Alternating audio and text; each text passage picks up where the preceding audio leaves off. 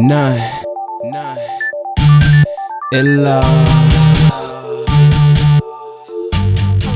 welcome back to the Noneillah Talk Show. And today's guest, found a lot about this today's guest. We have so much in common. Yes. She's a Libra, just like me. Right. And I like to say, happy birthday. Happy birthday to you as well. Her birthday was yesterday. Yes. Mine's today. Yes. And not only that, another thing I interest in, you're a poet. Yes, I am. And I'm a self-published poet too. Wonderful. I didn't know that. Wonderful. Yes. Yes. So actually, I would like to welcome her. Yes. She's going to share her book, Yes. Black Yes. Scarlet. Back from scratch. Back from scratch, Yes. me. Back from scratch, Yes. which is very interesting. I was reading a little bit about your bio. Yeah. So I like to introduce, correct me if I get your wrong Okay, name okay. correct. I know. It's not easy. Chalet Jean-Baptiste. Jean-Baptiste. Ooh, see, French. Yes. Chalet Jean-Baptiste. Yes. She didn't say Jean, Jean-Baptiste. Little French twang there. Yes. Love it. Yes. So, okay, today I would like to actually open up. Tell me a little bit about your book. Okay, so this is the book. It's called Black Dresses Stain. Which is yes, Black Dresses Stain. Thank you. Yes, and the book is basically a collection of stories about Black people, and basically I didn't want to just show the aesthetics and beauty of Black people, so we have their pictures in there also, but I wanted to tell their stories. I think it's important that we talk about the Black story. Yes. And people will see the diversity of the Black story, how different we are, but how alike we are in our experiences, and some of our struggles and some of the things that we've encountered as being Black people in America. Okay, and I was also, when I was briefly reading your bio, Yes. and it was talking about you also want to actually clarify, I should say, on the stigma of Black yes. people, which Yes. is very interesting, you know, Yes. and it's true. Yes. It's so interesting to me that when Black people, even when they become successful, they can never seem to get rid of whatever the past stigma is on them. I'm looking at people like Jay-Z, who used to be a drug dealer and came from the projects. And even when I read stories in the media about him today, they have to bring that up, that he was a drug dealer, even though he's done so much successful since then and successful. But they don't do the same with other cultures. No, you know what? They don't. And I agree, because I always say sometime when I hear the word Black, what is Black? Yeah. What is Black to you? Yes. Black is beautiful to me. We look in a dictionary and Black is supposed to be that color that's like dark and, dirty. Yeah, there is like a lot of negative connotation. Yes. But we don't have to believe that, and we don't have to fall into that. Matter of fact, Black is beautiful, and we come in all shades of brown, right? All shades of hue. And they call us Black people, and I wear Black. Look, I love Black. It's my favorite color. I wear it all the time. So what stigma you want to clarify to our viewers about Black people? I think that the stigma I wanted to clarify is that we're known in the media, Black people. When you look at the news, they talk about so much about the Black crime, Black poverty, Black, Black people not getting along. And that's not what the whole story is of Black people, right? No, I agree. Even in some of the movies that they've done, I love Black movies of all type and of all kinds, but I think that sometimes we've been so focused on slavery being the beginning of our story, right, that we don't realize that we created nations and cultures and civilizations. We were the beginning and the end of so much. I think of history. I'm an African American. I teach African American literature. Okay. Yeah, at my school, and I'm sorry, what grade? It's college. I'm a professor at Nova, Northern Virginia Community College. Okay. Yeah. And I always tell my students, what do you know about Black people and, where they started? And most of the time, the story is with slavery. Unfortunately, unless you go into like a HBCU, where they give you the full history, or you've been very educated enough to read, you think it begins with that, and it doesn't. We were kings and queens. We were warriors. There are people in the Bible who are Black and made some significant achievements. So I want to change that stigma that Black is thugs, animals, that we are murderers and rapists, and that we are lazy and poor and, you know, that were unsuccessful. That is Not true. Black people. You know, you had different, in different cultural ethnicity, should I say, had a lot of negative connotation. You know, there's a lot of, Yes. it doesn't have anything to do with ethnicity. I just believe that there's like negative in all races, you know, in all culture. You have good and you have bad. Yeah. You know, you have some that's crooks and you have some that are not. Yeah, and I think it's also to mention, remember, I'm from New York City, Brooklyn, and I was surrounded with people who were Black, but also had these different subcultures that they come from. So they were Caribbean, they were African, and a lot of times, and you know, African American like me, you know, from African American descendants of slaves. Right. And so I think it was important to show that even though we do have these different subcultures, that we're all Black and that we're all unified. You know, so many times, even what I would hear in my own family circles, you know, the West Indian women would say, oh, them American Black women are spoiled. They don't know how to cook for their husband. They don't know how to keep good in men, you know. And then the African women would talk about the African American women. Yeah. You know, but we need to stop that because really we all Black and when you come to America, you're in the struggle together. And so I did this because I think it's important that we unify. You know, no matter what your subculture is. Right. You need to unify and find the strengths. I know there's strengths in African people that I can pull. There's strengths in West Indian people that I love that I can pull, and they can pull something from me. That is true. Well said. Okay, where did you get your inspiration in writing that book? Well, I really got the inspiration from a project I used to do with my students. So I did this project called Tell Someone Else's Story project with my students. I started it actually when I moved to Texas. I lived in Texas for 4 years, and it was an interesting experience because, you know, in our genre writing, I have my students do narratives. Okay.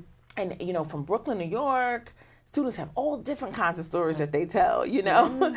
And so they were doing their writing, and I never had a problem with it. But when I went to Texas, was a different environment, different kind of students. And I was getting these stories that were like, what is this? You know, what are you telling here? You know, this is not really a story, you know. So I decided to do the Tell Someone Else's Story project. And so I took my students from Texas to refugee centers. And they got to talk to some refugees, and I made them tell their stories. That is good. And not only did they enlighten them about what other people go through around the world and that their situation was much better than they thought, right. You know, but it also gave them an opportunity to learn about a culture that was different than them. And so I wanted to use that same type of experience that I did with my students and really show the stories of Black people. Wow, from Brooklyn to Texas, and now you're in Virginia. Yeah, Northern Virginia. I know it's like a culture shock. Or oh my goodness, from was Brooklyn. it a culture We talking shock? about Brooklyn now. Yes, Brooklyn. It was a culture shock. I'll tell you a funny story about Texas. You know, when Texas, it hails in Texas. And when I first went to Texas, it was snow, like balls, hail balls, like this was this. And I was like, oh, Daddy, I think Jesus is coming back. You know, because I had just never experienced anything like that. But it was total culture shock. Not only in the weather, but in the people. You know, I'm much more outspoken, you know, in New York. You know, you have to be politically correct in Texas, especially where I lived in Dallas. And it was just a different environment. I almost moved to where I taught in Texas was an almost all Caucasian population. Oh, okay. So I was a minority as an African American professor there. So well, you're in college. I know, like in high school. Actually, I'm a former teacher. Okay, yes, great. In the New York school system, I taught at Chalet Elementary private school. Oh, wonderful! Yes. And from my education career, I know they don't offer Black courses, Afro-American courses. Well, they don't call it Black courses. They call it Afro-American studies or courses in high school, at elementary. You know, some colleges don't either. No. You know, so what are your feelings about that? I think it's a travesty because how really African-American history is American history. Right. And so the problem is that our history books do not reflect the true story of Africans who were brought over here and African Americans who've made such an achievement in this country. You know, we only hear about Rosa Parks, you know, we hear about Harriet Tubman, Martin Luther King, Malcolm X, maybe, you know. But there's so many more people that have done so much more to really enhance and create this country. So I think it's a travesty, and I think it's also a setup. because when you don't know the history of something, you tend to misjudge it. When you don't know the history of something, or you don't really know the history of slavery and how it started and why it was instituted, right? You can be conditioned to believe a false narrative. You know what? About a people. That is true, because I know one time when I was in church, one woman said, you know, black people were slavery to other black people. I'm like, okay, yeah. You know, because they were like, somebody had corrected, like, no, some of my people in Africa was like indentured services. Right. And, but like you said, and I said that to say, because the incorrect information that is spewed out there in the world, and people don't know the correct thing. Yes. So, and to change the narrative too was another reason why I wrote this book. Okay. Because the narrative that's being proclaimed in society is not the narrative that I wanted to portray about black people. I read that you have your master's degree. Yes, well. yes, I have 2 master's degrees. Yes. I'm going for my doctorate actually at George Mason. Oh, congratulations. Thank you. It's a lot of work. I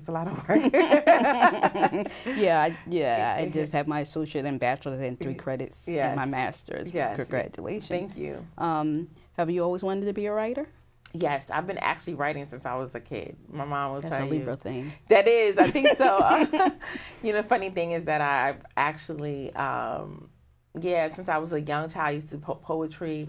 My friends used to come to me and be like, Chalet, I'm going through the situation. Can you write a poem for me? Can you recite one of your poems for me? Oh, my goodness. I don't know by heart. Okay. But I will come back and do some poetry for you. How about that? Okay. Probably we can share each one poetry. Yes. I have so much that a lot of poetry that I Can they find online? Can it yes, be totally. Online?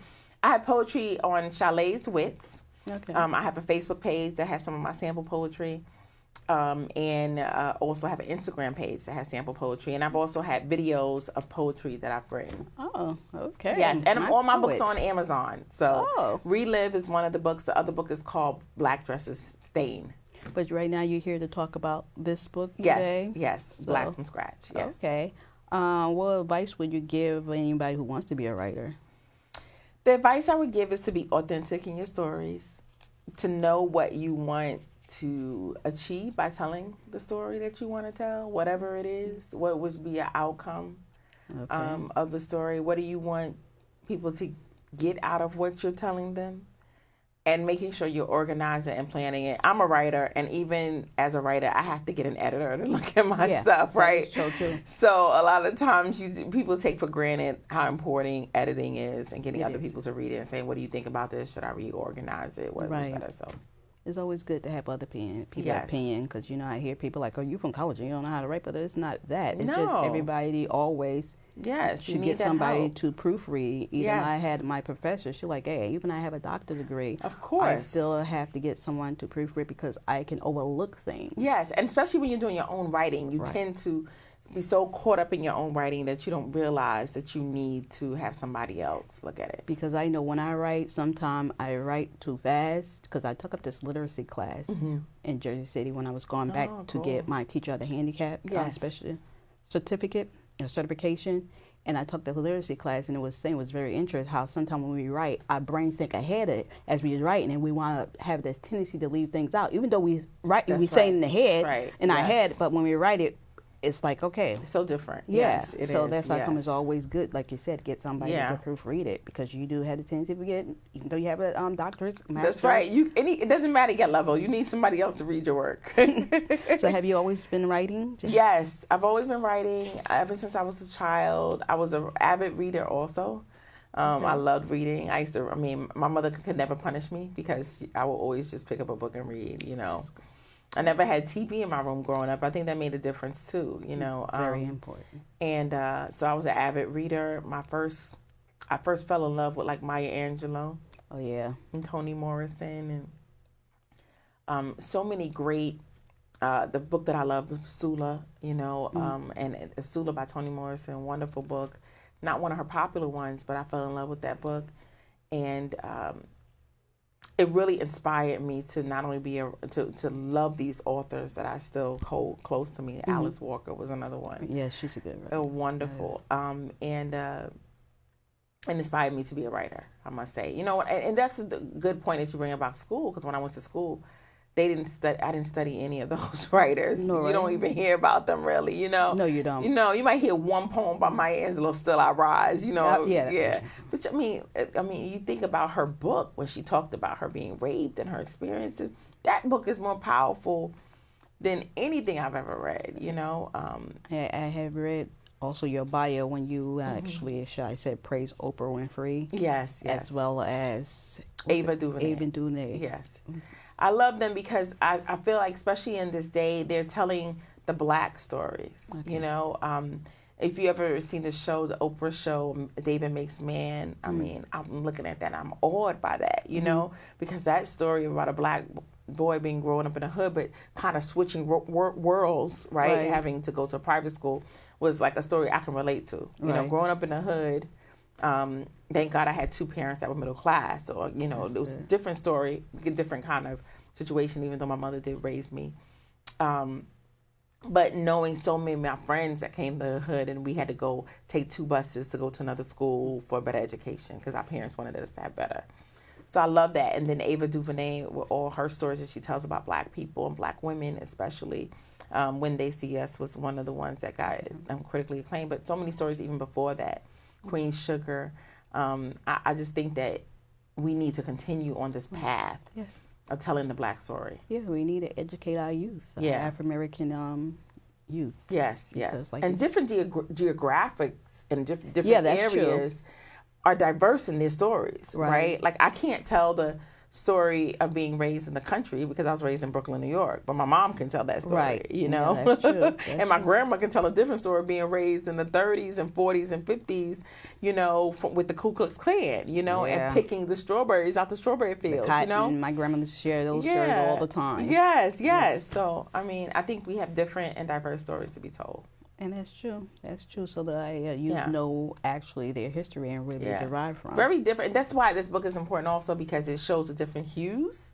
When I think about it, my mom is very dark skinned. My dad is very fair skinned. You know, and at a time maybe some of his brothers and sisters could pass, you know, when they were passing, but he didn't. But thinking about how his story is so much different than my mom's story. Right. You know, my dad being raised in New York City. In Brooklyn, and because he was light-skinned, you know, his father was afforded more opportunities. They had color TVs when Black people didn't have color TVs. That's dealing with, which I have been listening to on YouTube lately, the colorist thing going on. Oh, my goodness. Colorism still exists, amongst the light-skinned and the dark-skinned. Yeah. You know, and my mother wasn't accepted by some of my dad's family because she was dark-skinned, you know. Well, that's still happening today, right? It is now still as we happening. speak. Yes, which is very sad. But I think it's also a story that needs to be told, that we have these different experiences because of our colors. Right. And hopefully it will be a point of healing and a point of reconciliation for Black people, and not a point of division. That's okay. Have you ever thought about doing a movie or a play? Yeah. You know, I did a play, actually. I am a playwright also. I wrote a play years ago when I was 19. It was called The Sound of Love's Fire, but it was mostly about relationships. Okay. I would love to do a Black story play. I just got to have the time to sit down and sketch it out. I would love to do that, the Black story. That would be wonderful. Yeah, because like this book here, like you say, is like a memoir or? Yeah, so it has about 80 people in it, 75 to 80 people. And we give clips of their story. So they choose like epiphanies that they choose. Some of them talk about their 12-year-old self. Some of them talk about their relationship. Some of them talk about things they experienced professionally. Some of them talk about things they experienced personally in their lives. So we have different kinds of stories. Okay, I will be looking forward to see on the screen doing a Broadway play. Oh, that'd be great. That'd be great. I love plays. Yes. Or a movie, because you know we never get enough of Afro-American movies and and we sitcoms and you know, definitely to put them on that screen. Yeah. You know, can you tell me again? You know, I'm gonna ask your name again. Yeah, Chalet Jean-Baptiste. I have Jean-Baptiste. Okay, but Chalet. Yes, that's good. Perfect. Okay, Chalet. So tell me, who is Chalet? Who you are? Oh wow, you want the people to know that's a good question. Chalet? You know, I'm a mother of 3, single mother of 3. I am also a college professor. That's my profession, but I'm a friend to those I love. You know, we talked about loyalty. I'm a loyal friend to those I love. I love hard. I want to, if I could save the world, I would. You know, I'm a Christian. I love Jesus. That's part of my love journey. Okay. And I want to be able to change the world with my story and other people's story. I'm someone who came from Bedford-Stuyvesant with two great parents who happen to be middle class. Okay. And they both brought me up in the Lord and really wanted, gave me a great foundation for life. But in that story, I also had some things happen to me personally that took me on a different journey. You know, I was sexually molested at 13, and it changed me. You know, I became a different person. And I, almost defied some of my upbringing to had to find myself again. And so in finding myself, I had to recreate who I was. You know, Maya Angelou said something very important about, when she talked about evil, she said when someone is sexually molested at an early age, it takes away something from them. Yes, it does. It does. You know, when you're talking about sexually molested, it's like, to me, it's like transformation of spirit. Yeah. You know, and if that's a negative energy, within you, it's like changes everything. Everything. Yeah. And really, you don't even, I didn't realize how much it affected me until, like, when I realized I was in an abusive marriage, and I was like, oh God, why am I in this? Right. Why am I accepting this? What is going on with me? Right. And it took me through a journey of back through the years of the things that I had allowed to happen, things that had happened to me.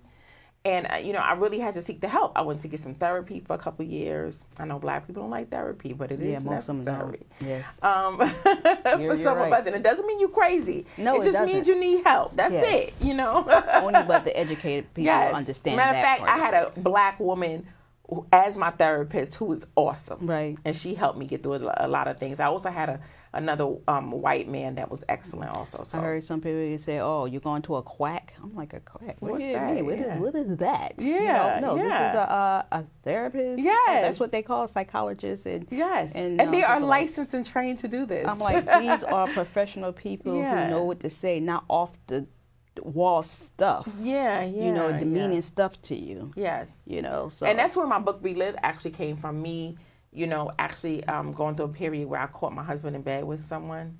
Oh, wow. And I thought... Devastating. I mean, I won't say it was all his fault, because I knew that he was not faithful anyway, And there are things that we settle for, and as women, and that we should not settle for. That's true. The things you said, it is true. The things you accept is the things you will regret later. Exactly. And going through that process of that happening made me think, oh God, I may lose it all. Right. Everything that I worked for, everything I wanted. And in that, I found myself going through a silent death, within myself. And a death that made me want to learn how to live again. And that's where Relive is created, about coming back and learning how to relive when you feel like death has come at your door. Very and interesting. so that's Chalet, someone who's overcome a lot of pain and hurt, but turned her pain into purpose. And that's what most Black people do. If we really reach inside of us, we have the power to do that innately, because we are most of us were descendants of slaves, because of our history, because of where we come from, because of our roots in Africa, which is the first civilization. Yes. We have that innately in us to be persistent, strong, and overcomers. Warriors. Warriors. That's the key word I can say. Tell us about your first book when you have published. What was my first book published? Yes. Well, I think it's 2005. I published my first book. It's called Black Dresses Stain. Was it the poetry? Because I read the book. Yeah, I remember. Yeah. Yes. The poetry and prose book. That book was different for me. I think I was working through emotions of. My dad didn't like that book because he was like, oh my God, this is too explicit. My dad is a pastor. So he was like, don't let any of my friends see this, You're a preacher's daughter. That's right, yes. That comes with a lot of other stuff too, yes. Yes. But that book is still near to my heart, because even when I was just reading it the other day, that was who I was at the time. And it allowed me to look outside of myself and to look at other women, how we use our bodies, to justify things that's going on in our lives. The place that we sometimes put sexual things and sex in our lives, and the place we put men that shouldn't belong, and what we sacrifice and give up to feel loved. So black dress is stained just means that if I'm wearing a black dress, right, and I spill some white wine on it, nobody really sees it. Right. I can go anywhere and they won't see it. So I wrote that in two ways, to say that as women, sometimes we wear the stains, but we keep on moving and nobody sees it. That is so true. And we wear the scars and we keep on walking and nobody knows that we're breaking down, that we're in pain, that we're hurting, we're bleeding. Yes. And so that's what that was about. And also as black women, we wear the scars. Sometimes we wear this poem, we wear the mask. Yeah. By Lawrence Dunbar. Yeah. So, and I think as women, we wear the mask, especially as black women, we're taught that we have to be strong no matter what. Yeah. You cry, that's a sign of weakness. Yes. All that. And it's okay to cry. Yeah. But, as you grow up, especially when, as for me, when you had that strong African woman behind your side, you got to toughen up, and be like, okay, girl, what you talking about? But you got to keep in mind, like our grandmothers and our grandmothers, they were strong because, but they had to endure slavery. It's so true. Yeah. So they have a cause, she would say, tough skin. Tough skin. But you know what? That's also a fallacy, too, because when I think about it, I hear stories like even my grandfather, his mother, the father left, he came back. And my grandmother decided she was going to take care of him. He had been back 50 years, sick. And she's like, okay, I know you had other kids outside, but I'm going to take care of you till you die. We don't feel like we have to do what our grandparents and grandmothers and grandfathers did, anymore. So you got that woman lib thing. Yes, exactly. Yes, we can be free now, Empowerment. Yes, exactly. Let's empower each other as women. That's right. That's right. And which is very good. So actually, we get ready to come close to countdown. Time goes so fast when you're having fun. Yes. Good conversation. Yes. So what do you want the viewers to know more about you? How can they get married? Yeah, sure. Yes. This is her lovely book. There's a lot of in here. It is, right? It's full color, right? Oh, wow. Yes, beautiful. It's a real beautiful book, right? Yes. Where can our viewers get this book? They can get it from Amazon. It's on Amazon.com. All my books are on Amazon.com. Chalet Jean-Baptiste. I would love you guys to support the book. Read the stories. Let me know what you think about the stories. Send me a message on Facebook, Instagram. I would love for you guys your input. Thank you for watching Noneillah Talk Show at Princeton TV. Thank you. Thank you. Bye. Thank you so much. It was a good. Go by so fast. I know. Oh, it's what he said. I know.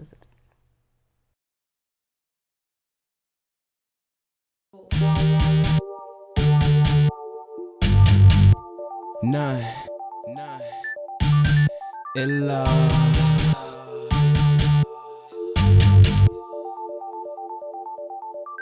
And I be blowing down. Get it how I live, I'm in the moment. I condone it, you can never find a quite as potent, quite like me. Where I drink, you think there's shots in my IV.